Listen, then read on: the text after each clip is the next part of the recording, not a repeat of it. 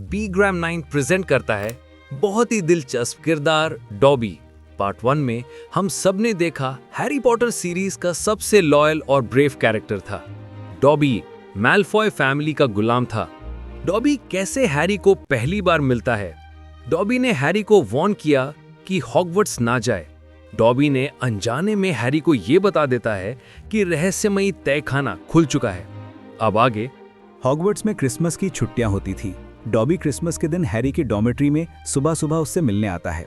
वो हैरी के चेहरे से इतना क्लोज बैठा था कि जैसे ही हैरी की नींद खुलती है वो डॉबी को देखकर डर जाता है और जोर से चिल्लाता है। डॉबी उसे बताता है कि वो उसके लिए क्रिसमस गिफ्ट लेकर आया है। हैरी भी क्रिसमस गिफ्ट के तौर पर डॉबी को सॉक्स गिफ्ट करता है और उन सॉक्स को देखकर डॉबी हैरी से कहता है कि दुकानदार ने गलती कर दी है, क्योंकि उसने हैरी को दोनों एक जैसे ही सॉक्स दे दिए जबकि दोनों अलग अलग होने चाहिए थे। रॉन भी डॉबी को सॉक्स गिफ्ट करता है और डॉबी अब खुश हो जाता है क्योंकि अब वो दोनों ही सॉक्स को मिक्स करके पहन पाएगा। रॉन अपने वादे के मुताबिक डॉबी को वो स्वेटर भी देता है जो कि उसकी मॉम ने उसे दिया था। तभी भी हैरी को सॉक्स ही गिफ्ट करता था।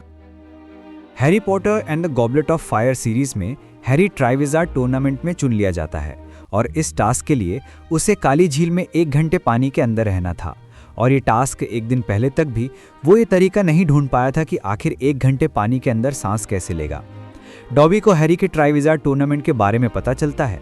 वो हैरी की हेल्प के लिए पानी के अंदर 1 घंटा सांस कैसे ले पाएगा उस प्रॉब्लम का सलूशन ढूंढ रहा था।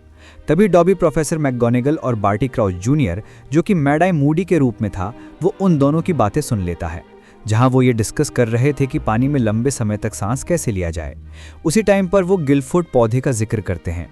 डॉबी के दिमाग में आइडिया कि वो प्रोफेसर स्नेप के ऑफिस के निजी भंडार से गिलीवीड पौधा यानी कि गिलफोर्ड पौधा चुराकर तुरंत ही हैरी के पास पहुंचता है, जो कि रात में लाइब्रेरी में ही सो गया था जब वो पानी में सांस लेने के तरीकों के बारे में ढूंढ रहा था। डॉबी हैरी को उठाता है और वो उसे ये बताता है कि गिलवीड पौधे की मदद से वो पानी में लंबे समय तक सांस ले पाएगा। उसे बस गिलवीड पौधा पानी में जाने से पहले खाना होगा। टूर्नामेंट शुरू होने में अब सिर्फ 5 मिनट बचे थे और हैरी जल्दी से काली झील पहुंचता है और डॉबी के दिए हुए गिलवीड पौधे की मदद से वो टास्क जीत भी जाता है।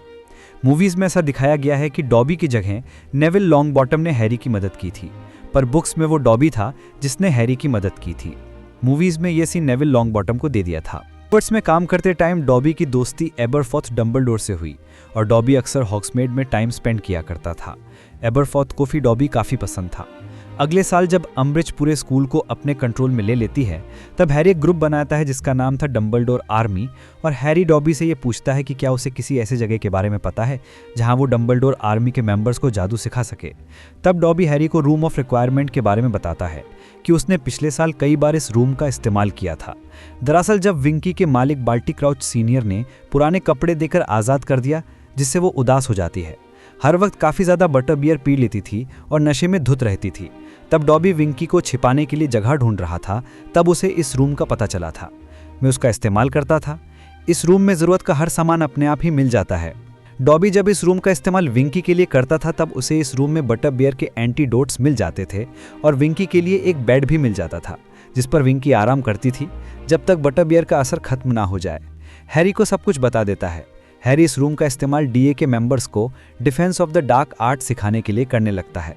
बट मूवीज़ में हमें यह दिखाया गया है कि नेविल लॉन्गबॉटम ने हैरी को इस रूम के बारे में बताया, पर बुक में वो डॉबी था जिसने ये बताया था, पर यह सीन नेविल लॉन्गबॉटम को दे दिया था। कुछ महीनों बाद जब अम्ब्रिज को इस बात का पता चलता है कि हैरी कुछ स्टूडेंट्स को काले जादू से खुद की सुरक्षा कैसे करे, हैरी सभी मेंबर को सिखा रहा है, तभी डॉबी तुरंत ही हैरी के पास जाकर उससे बताता है कि अम्ब्रिज उन्हें पकड़ने आ रही है। डॉबी की वार्निंग की वजह से कई स्टूडेंट्स वहां से भाग पाते हैं, पर फिर भी हैरी पकड़ा जाता है।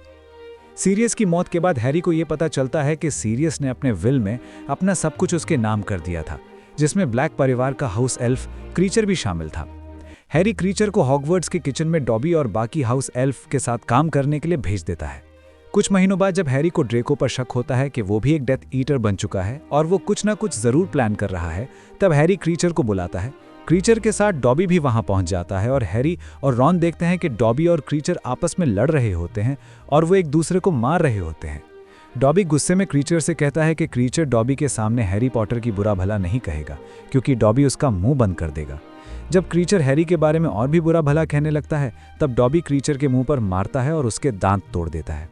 हैरी और रॉन किसी तरह इन्हें पकड़ते हैं और इन्हें लड़ने से रोकते हैं, और हैरी दोनों को ये ऑर्डर करता है कि वो अब एक दूसरे से नहीं लड़ेंगे। इसके बाद हैरी डॉबी और क्रीचर को ड्रेको पर नज़र रखने के लिए कहता है ताकि वो उसके इरादों के बारे में पता लगा सके।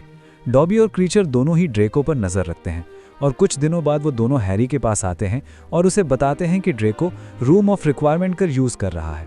डॉबी हैरी को ये बताता है कि उसके लिए गर्व की बात है कि वो हैरी पॉटर की मदद कर पाया और उसके दिए हुए काम को पूरा करने के लिए वो पूरे हफ्ते सोया ही नहीं। ये सुनते ही हैरी डॉबी से कहता है कि उसने बहुत अच्छा काम किया और अब उसे थोड़ा सो लेना चाहिए। अगले साल हैरी, रॉन और हरमाइनी हॉगवार्ट्स वापस नहीं आते हैं। वोल्डेमॉर्ट वापस आ चुका था। हेडमास्टर डंबलडोर की मौत हो चुकी थी। वक्त बहुत कम था। हैरी, रॉन और हरमाइनी वोल्डेमॉर्ट के हॉरक्रक्स ढूंढकर उन्हें नष्ट कर रहे होते हैं। जब तीनों लूना लववुड के घर से उड़नछू होकर जंगल जा रहे थे, तभी हैरी, रॉन और हरमाइनी को डेथ ईटर्स देख लेते हैं और उन्हें पकड़कर मैल्फॉय मीनार ले गए। रॉन और हैरी को जेल जैसे तहखाने में अंदर बंद कर देते हैं। बेलाट्रिक्स वो तलवार देखकर चौंक जाती है और हरमाइनी को टॉर्चर करके पूछ रही थी कि तलवार तुम लोगों को कैसे मिली। तभी हैरी और रॉन हरमाइनी की आवाज़ सुनते हैं। हैरी टू वे मिरर को देखता है और कहता है कि हेल्प करो। तभी उसे मिरर में 2 नीली आंखें दिखाई देती हैं। वो एबरफॉर्ड डंबलडोर थे, जो प्रोफेसर डंबलडोर के बड़े भाई थे। एबरफॉर्ड डंबलडोर ने डॉबी को भेजा हेल्प के लिए। डॉबी उड़नछू होकर तहखाने में आ जाता है। हैरी डॉबी को देखकर हैरान ही हो जाता है कि तुम यहाँ उड़नछू कैसे हो सकते हो। डॉबी ने कहा कि हाउस एल्फ कहीं पर भी उड़नछू हो सकते हैं। डॉबी ही उनकी आखिरी उम्मीद था। वो एक हाउस एल्फ होने के कारण मैंशन के सुरक्षा घेरे के अंदर भी जादू कर सकता था।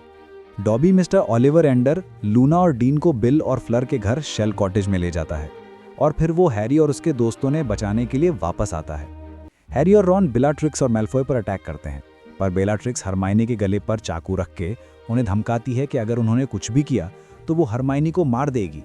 हैरी और रॉन अपनी छड़ियाँ नीचे फेंक देते हैं, लेकिन तभी उन्हें अपने ऊपर से अजीब सी आवाज़ सुनाई देती है और वो देखते हैं कि डॉबी झूमर पर बैठा हुआ है। डॉबी उस झूमर को गिरा देता है जिसके नीचे बेलाट्रिक्स हारे थी और बेलाट्रिक्स खुद को बचाने के लिए हरमाइनी को छोड़ देती है। नार्सिसा डॉबी को मारने की कोशिश करती है, पर डॉबी उससे डिसार्म कर देता है। तभी बेलाट्रिक्स डॉबी से कहती है कि तुम अपने मालिक के खिलाफ कैसे जा सकते हो।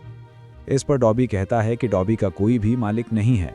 डॉबी एक आज़ाद एल्फ है और डॉबी हैरी पॉटर और उसके दोस्तों को बचाने आया है।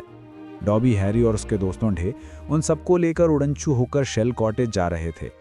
उसी दौरान बेलाट्रिक्स लेस्ट्रेंज ने एक चांदी का चाकू फेंका जो डॉबी को लग गया। वो गहरे घाव के बावजूद डॉबी ने उन सबको सुरक्षित शेल कॉटेज तक पहुंचाया। जब हैरी डॉबी से ये पूछने के लिए मुड़ता है कि क्या वो सही जगह पर पहुंचे हैं या फिर नहीं, तब वो देखता है कि डॉबी काफ़ी ज़्यादा घायल हो चुका है। हैरी रोते रोते मदद के लिए चिल्लाता है और वो डॉबी से कहता है कि प्लीज़ हमें छोड़कर मत जाना। आखिरकार डॉबी कांपते हुए हैरी का नाम लेता है और एक छोटे से झटके के साथ वो शांत हो जाता है। डॉबी की मौत हो जाती है। हैरी को काफ़ी गहरा सदमा लगता है और उसे डॉबी के लिए काफ़ी ज़्यादा बुरा लगता है। हैरी ये फैसला लेता है कि डॉबी को जादू का इस्तेमाल करके नहीं दफनाया जाएगा। वो डॉबी की कब्र अपने हाथों से खोदेंगे, बिना जादू का इस्तेमाल किए। रॉन और डीन भी डॉबी की कब्र की खुदाई करने के लिए हैरी की हेल्प करते हैं। इसके बाद डॉबी की बॉडी को जैकेट में रैप करके उसे कब्र में रखा जाता है और साथ ही वो डॉबी को कुछ सॉक्स, शूज़ और हेड्स भी देते हैं जो कि डॉबी को बहुत पसंद था। लूना डॉबी की आंखें बंद करती है और वो उनकी जान बचाने के लिए डॉबी को थैंक्स कहती है। हैरी भी अपने इमोशंस को कंट्रोल करते हुए डॉबी को गुड बाय कहता है और रॉन का भाई बिल डॉबी की कब्र को मिट्टी से भर देता है। हैरी डॉबी की कब्र को मार्क करने के लिए वहाँ पर एक पत्थर पर निशान बनाता है और लिखता है कि डॉबी एक आज़ाद एल्फ है।